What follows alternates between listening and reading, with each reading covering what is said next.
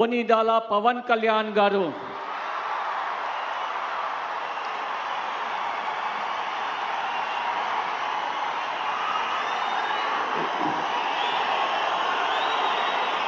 నేను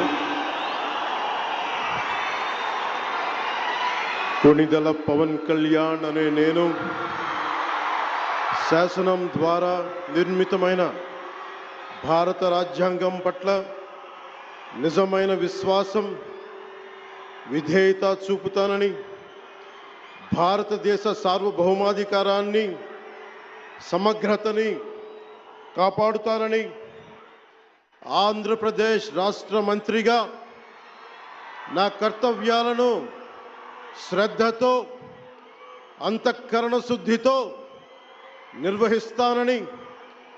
భయం గాని, పక్షపాతం గాని, రాగ